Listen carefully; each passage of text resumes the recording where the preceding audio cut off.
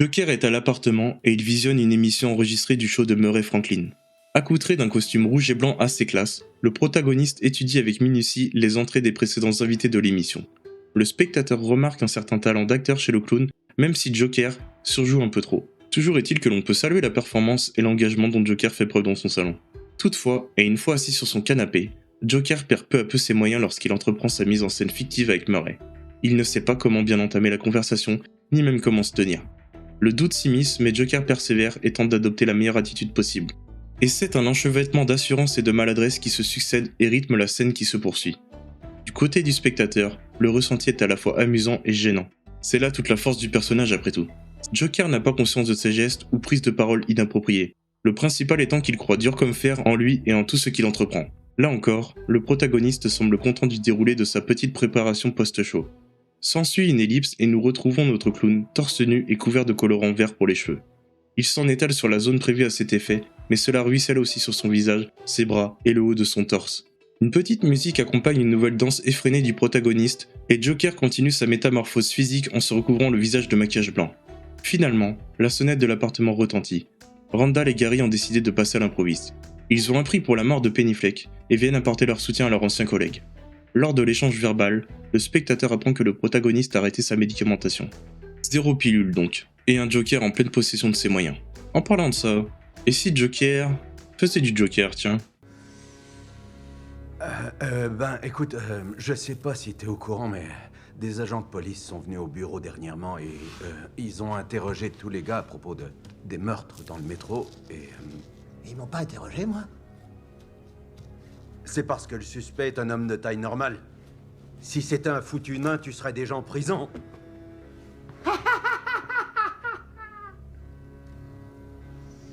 Quoi qu'il en soit, Hoyt a dit que les policiers t'avaient parlé et maintenant ils veulent me voir. Alors, je veux savoir ce que tu leur as dit pour que nos histoires concordent. Surtout Ouais, que c'est t'es mon important. meilleur. Et Ouais, t'as parfaitement raison. tu vois ce que je veux dire? Merci, Randall. Vraiment, ça me touche. Je veux juste...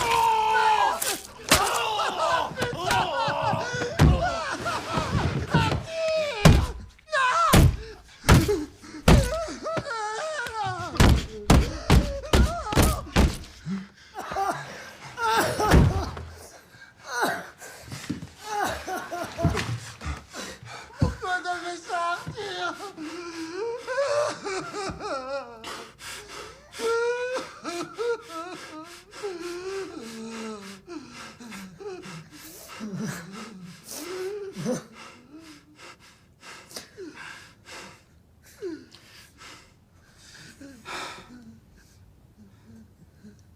Tu regardes l'émission de Murray Franklin?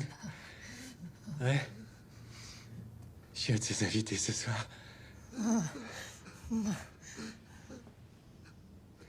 C'est fou quand on y pense, non? Je vais passer à la télé. Qu'est-ce que ça fait, Arthur? Pourquoi? Quoi?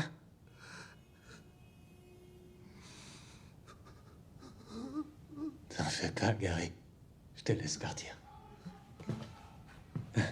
Je te ferai pas de mal. Arthur? Ne regarde pas. Attends, c'est tout.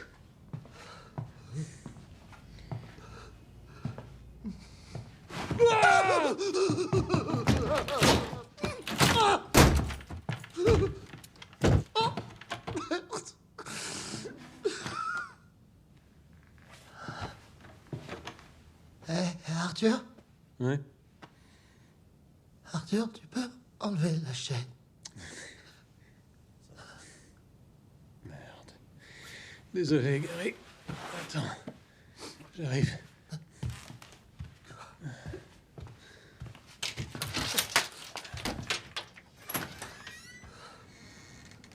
Gary. T'es le seul qui a toujours été gentil avec moi. Allez, file. Donc Joker s'est vengé du type qui prenait Arthur pour un con, et Gary a eu la vie sauve parce qu'il était le seul à s'être bien comporté pour le protagoniste. Joker a une fin sur ce coup. Gary, c'est vraiment un type bien.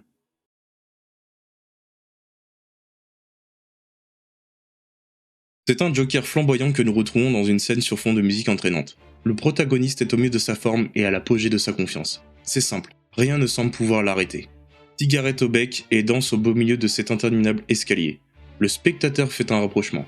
Au début du film, Arthur Fleck grimpait cet escalier et semblait peiner à le faire, comme s'il s'agissait d'une mort lente, d'un cancer qui le rongeait. À présent, c'est Joker qui se confronte à cet escalier. Il ne le monte pas, il le descend. Après tout, pourquoi vouloir grimper quand on se trouve déjà au sommet? La descente est symbolique, le clown y prend plaisir, c'est facile, une véritable cure, un remède contre toutes les atteintes possibles. L'image que nous renvoie le Joker à ce moment précis est celle d'un homme inarrêtable et à qui tout réussira. Joker semble sur le point de toucher la gloire du bout de ses doigts. Ah, si seulement tout pouvait se dérouler sans accroc pour une fois. Mais non. Deux ombres viennent interrompre ce moment particulier. Les deux policiers qui cherchent une nouvelle confrontation avec le protagoniste. Bien évidemment, Joker ne va pas se laisser amadouer aussi facilement. Alors, que la course-poursuite commence. Finalement, notre clown se réfugie dans un train. Et, puisque le hasard fait bien les choses, une manifestation regroupant tout un tas d'individus portant un masque de clown a lieu à Gotham. Ce faisant, le train est bondé de ces manifestants, ce qui octroie à Joker un camouflage optimal, tandis que les deux policiers s'engouffrent eux aussi dans ce moyen de locomotion. D'ailleurs, Joker en profite pour subtiliser le masque de quelqu'un, ce qui ne plaît pas du tout à cette personne, et une bagarre générale se déclenche, apportant un peu plus de chaos à cette situation. Bien sûr, cela n'arrange pas du tout les affaires des policiers. A l'inverse, le protagoniste jubile et apprécie toute cette confusion à sa juste valeur. Ah, et au passage, l'un des deux policiers tire avec son arme à feu accidentellement, et la balle va blesser un passager. Ce geste maladroit viendra clore cette tentative d'arrestation. Le train finit par marquer un arrêt, et c'est là que Joker en profite pour s'éclipser en douce, laissant ses poursuivants derrière lui. Joker demeure en effet inarrêtable.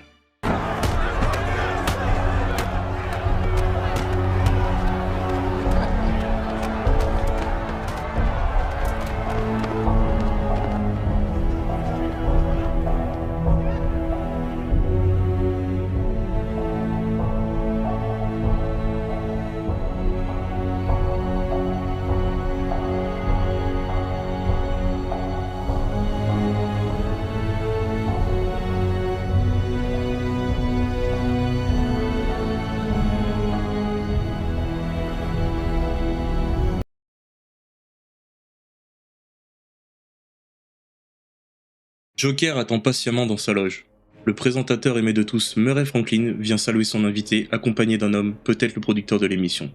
Le protagoniste est impressionné et semble reconnaissant envers Murray pour cette invitation dans son show. Toutefois, le présumé producteur a une mauvaise impression sur notre clown.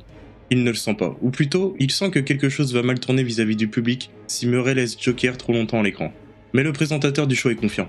Alors, un rapide rappel des règles à suivre et du déroulé de l'émission est communiqué par ce dernier au protagoniste. Joker accepte tout, et à la surprise générale, il émet une petite demande. Murray, une toute petite chose. Oui. Lorsque vous me présenterez, est-ce que vous pouvez m'appeler Joker? Quoi, votre vrai nom est pas assez bien? C'est comme ça que vous m'avez appelé l'autre jour. Un Joker. Vous vous rappelez? J'ai fait ça? Je m'en souviens pas. Eh bien, si c'est vraiment ce que vous voulez, ce sera Joker. Ça sonne bien. Merci, Murray. C'est maintenant au tour de notre clown de faire son entrée sur la scène, et de se montrer à la vue de toutes et tous dans le show le plus regardé à Gotham.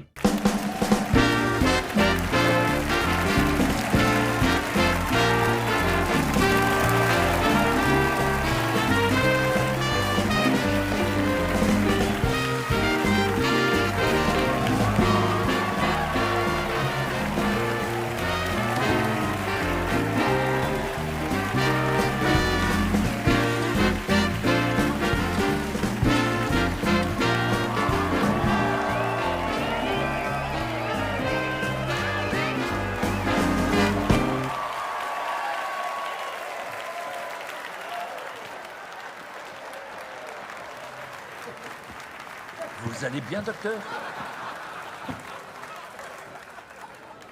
Eh bien, c'était toute une entrée. Joker vient de faire une entrée remarquée. Quoi qu'il en soit, c'est aussi ce qu'il recherche, l'attention des gens.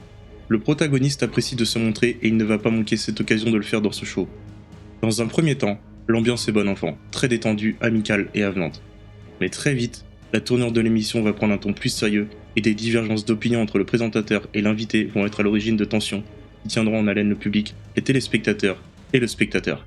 Tout ça est une nouvelle fois causé par Joker, qui visiblement a décidé de se mettre à table en direct. Une blague, ça doit faire rire, Arthur. Et ça, c'est pas le genre d'humour de notre émission.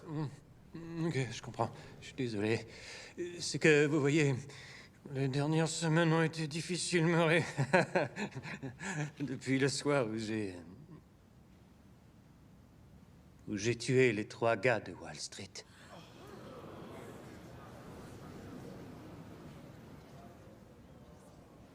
Ok, est-ce que cette blague a une chute? Il n'y en a pas, Murray. C'est pas une blague.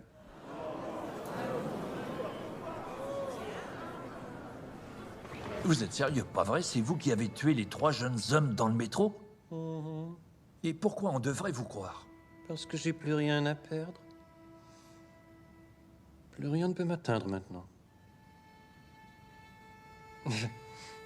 Ma vie n'est rien d'autre qu'une comédie. Attendez, si je comprends bien, vous trouvez ça drôle d'avoir tué ces hommes? Exact. Et j'en ai marre de faire semblant que ça ne l'est pas. L'humour, c'est subjectif, Murray. N'est-ce pas ce qu'on dit? C'est vous tous. Le système qui sait tellement de choses. C'est vous qui décidez de ce qui est bien et de ce qui est mal. De la même façon que vous décidez de ce qui est drôle ou pas. Bon, ok, dites-moi, est-ce que je dois comprendre que vous souhaitez créer un mouvement pour devenir un symbole? Franchement, Murray, j'ai l'air du genre de clown qui peut créer un mouvement. J'ai tué ces gars parce qu'ils étaient ignobles. Tout le monde est tellement ignoble de nos jours. C'est assez pour rendre n'importe qui cinglé. Oh, je vois. Alors vous êtes cinglé. C'est votre défense pour avoir tué ces 3 jeunes hommes? Non.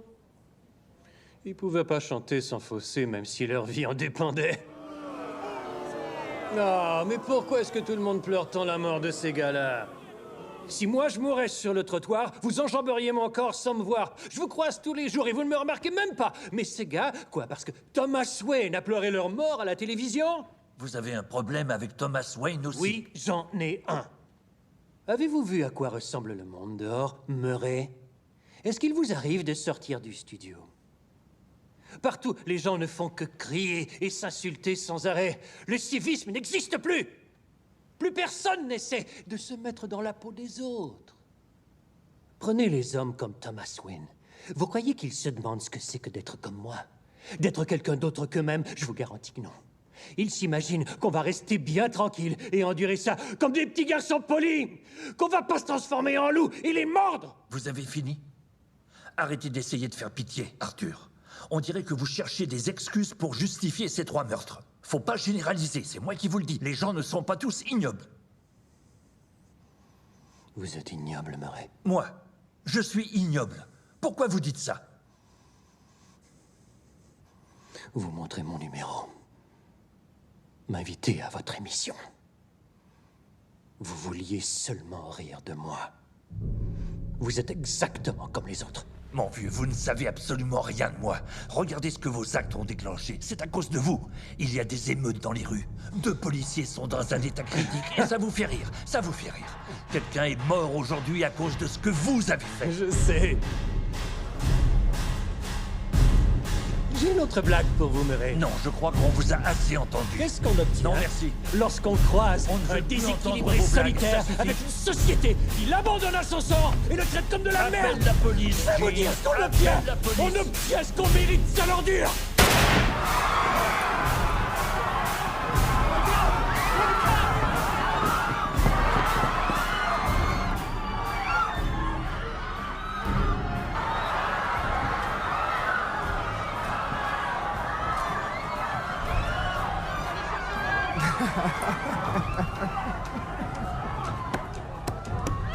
C'est une totale désillusion. Si Murray Franklin était l'idole d'Arthur Fleck, un père substitutif, le présentateur est aujourd'hui devenu l'ennemi à abattre pour Joker.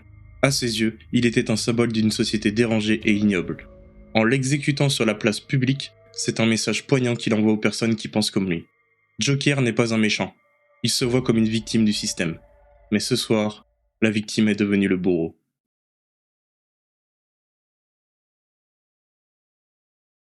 Joker est à l'arrière d'une voiture de police. Les menottes aux mains et la tête à pied contre la portière, il observe avec une certaine euphorie le spectacle qui se joue dans les rues de Gotham. Le chaos qui y règne est la conséquence de son acte sur le plateau de télévision survenu quelques minutes plus tôt. Petit détail qui a son importance, une musique est jouée en fond lors de cette scène, mais ce n'est pas une musique sinistre ou triste, qui témoignerait d'un sombre destin pour le protagoniste. Non, le comportement de Joker avec cette musique pourrait inciter le spectateur à lui faire croire que dans cette scène, le président défile à l'arrière de sa voiture blindée pour saluer ses concitoyens et se rendrait à un grand événement. In a white room with black curtains near the station. Black roof country, no gold pavement, tired starlings.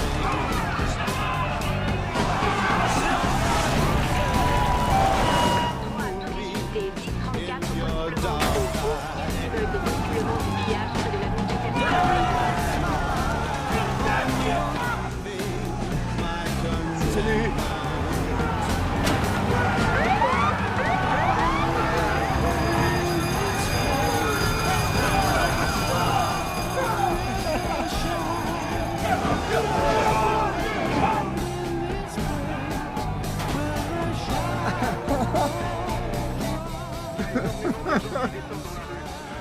Arrête de rire, espèce de détraqué, c'est pas drôle. Ouais, la ville est en train de brûler à cause de ce que t'as fait.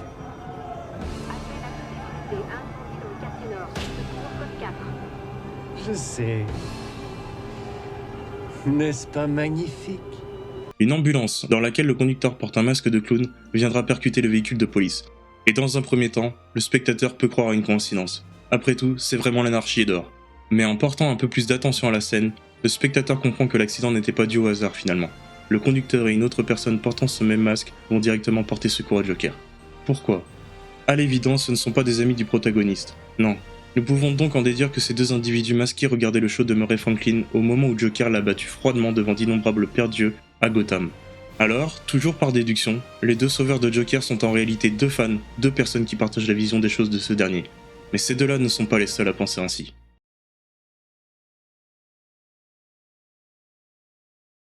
Changement de point de vue. Le spectateur est dirigé sur la famille Wayne, le père, le fils et la mère. Tous trois sortent du cinéma, impuissants face à la situation actuelle. En bon père de famille, Thomas tient son rôle de guide et de protecteur. Il pousse sa famille à s'écarter du tumulte environnant. Malheureusement, un individu au masque de clown les repère et décide de s'engouffrer à son tour dans la ruelle auparavant déserte.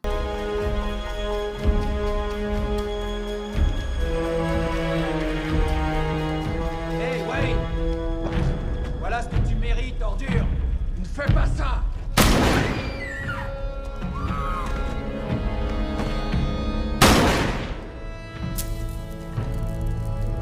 La cause à l'origine de Batman vient de prendre forme.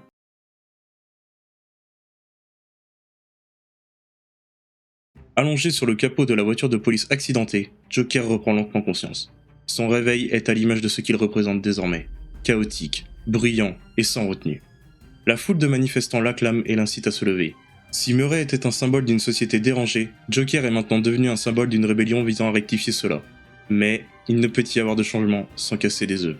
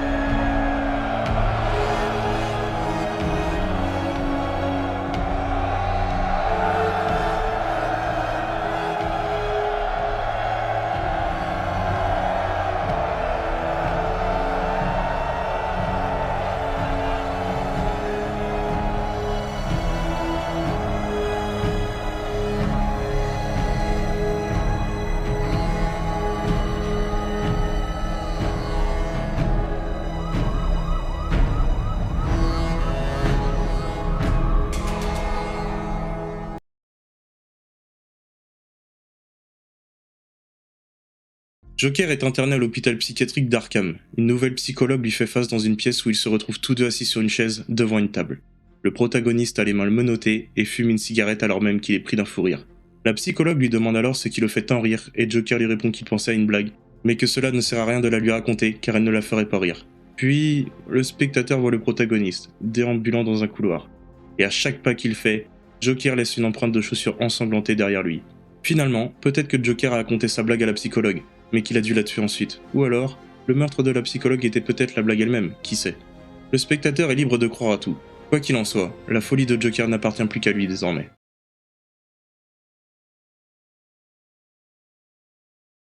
Ainsi s'achève l'histoire tragique de la transformation d'Arthur Fleck en Joker.